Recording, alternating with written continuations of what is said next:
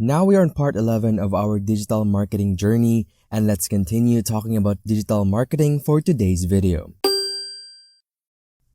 At present, if you're not interested in utilizing Google's Keyword Planner, perhaps because you're not running Google Ads, you have the option to use Moz.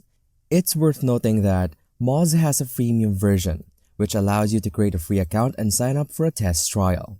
During this free trial, you can use Moz's tools to gain a better understanding of how they function. Our aim is to utilize both Moz and Google's Keyword Planner to not only identify relevant keywords, but also to select those with high volume and low difficulty and low competition.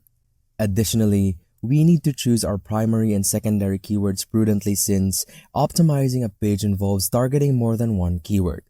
The objective is to create a comprehensive collection of diverse and relevant keywords that have high search volume and low difficulty. Furthermore, we need to identify the keywords that our competitors are ranking for, and Moz provides us with that information. It is crucial to utilize the available tools to select the most appropriate keywords. If you require additional information, we have an excellent video on keyword search for SEO. I urge you to watch this video on YouTube. To obtain more specific details about utilizing SEO tools for keyword research and gaining knowledge about keyword search in general for SEO, I recommend watching this video. Now, let's discuss some additional reasons why we use these tools under SEO. Our aim is to comprehend how search engines crawl and index our website. In addition to keyword search, we use SEO tools to accomplish other goals. Firstly, we verify the correct format of our sitemap. Secondly, we monitor backlinks to our website and analyze which ones are beneficial and which ones are not. Thirdly, we conduct competitor analysis. These are some of the reasons why we use SEO tools. We have a variety of tools at our disposal, including Majestic, Ahrefs, and Moz. Now let's focus on Google Search Console, as it is a free and essential tool for SEO. If you intend to work on SEO, you must use Google Search Console. The primary objective of Google Search Console is to verify your website. Once your website is verified, Google can acknowledge that you are associated with it and you can access crucial information. As I review this website, I come across the coverage section under the index. This section provides insight into how Google crawls and indexes our pages. Through the Search Console platform, Google informs us about the pages they crawl on our website and retrieve to their server. Google Search Console also alerts us if there are any issues with our website. In the coverage section, we can see if there are any issues with the 112 pages.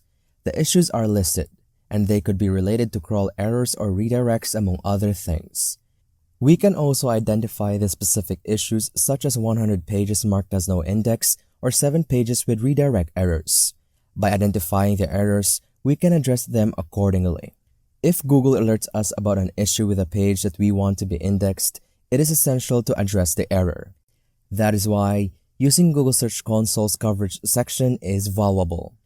We can check what Google is indexing and not indexing, and if there are any issues, we can resolve them to ensure proper indexing of our pages. Now let's take it into context. I can see several errors when I review the data with Google Search Console. Google was able to crawl and index 9,115 pages, but they also excluded over 54,000 pages. Additionally, some pages triggered warning messages. This data provides us with an overview of what Google sees when it crawls our website. When Google crawls a site, they follow links and either index the page or report any errors or issues they find. To get our pages indexed by Google, we need to fix the errors and issues identified by the Google Search Console. The advantage of this report is that Google provides us with first-hand information about the issues that need to be addressed. It's also essential to submit a sitemap, which is a file containing all the URLs of our website. This file should be placed in the root directory and named sitemap.xml, where XML is a file format. After submitting the sitemap, Google will acknowledge it and inform you of the number of URLs it has discovered. In the case of this website, Google discovered 1,372 URLs a few days ago. By going back to the coverage section, you can see any issues Google may have found with those URLs. The sitemap is used to push URLs to Google so that they can be indexed more quickly and efficiently. rather than relying on Google to discover them on their own. In the sitemap section of the Google Search Console, you can see the URLs that were discovered via the sitemap. This is a useful feature because it allows you to communicate with Google about all the URLs you want indexed on your website. Overall, the sitemap is a helpful tool for SEO because it enables faster and more accurate indexing of your website's pages. Now, here's something that not a lot of people do not know about. One of the important features in Google Search Console is a mobile usability report. Google gives importance to mobile-first indexing since most people begin and end their searches on mobile devices. If users don't complete their search on mobile, they might switch to desktop or go to a physical store.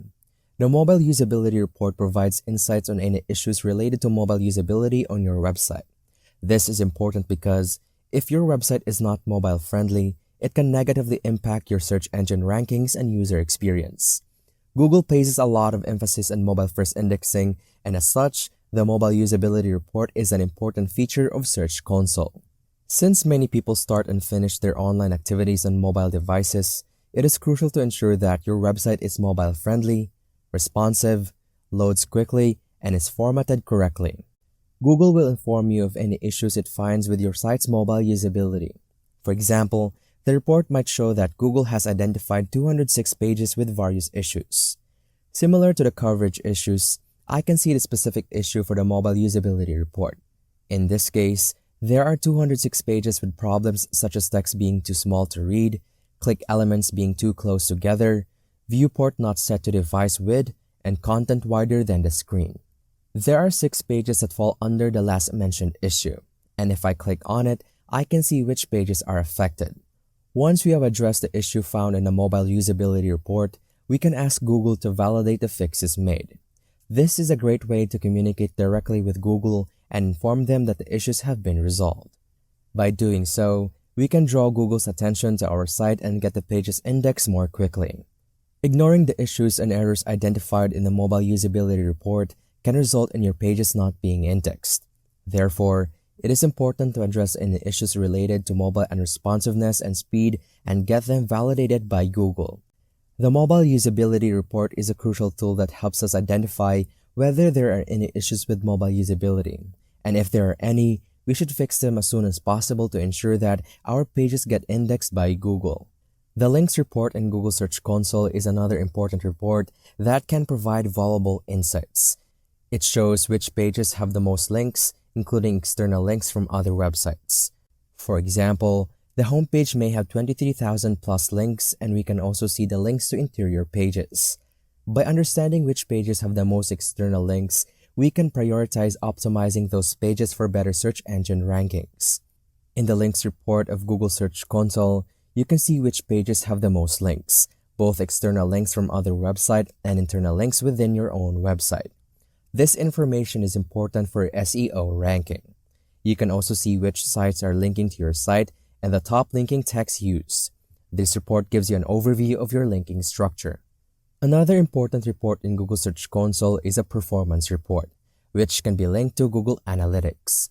This report provides valuable insights into how your website is performing in search results, including information on clicks, impressions, click-through rates, and average positions. By linking Google Search Console with Analytics, you can easily view this information alongside other website metrics, giving you a more comprehensive view of your website's performance. To elaborate further, the performance report in Google Search Console provides insights into the queries that users are typing into Google that lead them to your website. This report also shows you the pages on your website that are ranking for those queries, as well as the click-through rate, impressions, and average position for each page. By linking your Google Analytics and Search Console accounts, you can also see how this search data ties into user behavior and engagement on your site, such as bounce rate and session duration. This information can be invaluable in understanding how users are finding and interacting with your website, and can help inform your SEO strategy moving forward. In the Google Search Console, we can observe the number of impressions and clicks that a keyword queries received as users type them in Google. The click-through rate and average position can also be seen. For example, I can see that a particular keyword received 209,297 impressions in the last 3 months. This indicates that the keyword was searched at least that many times, and my website appeared on Google search results pages based on that query. Additionally, my website received over 120,000 clicks as a result of users typing in that query. This information helps me to determine the click-through rate for that keyword. Another important aspect of the performance report in Google Search Console is that we can also see the average position of our website for each keyword query. This means we can see where our website ranks on average for each keyword query in the Google search results. Additionally, we can drill down from queries to pages, pages to countries, and even see the breakdown of impressions and clicks by device.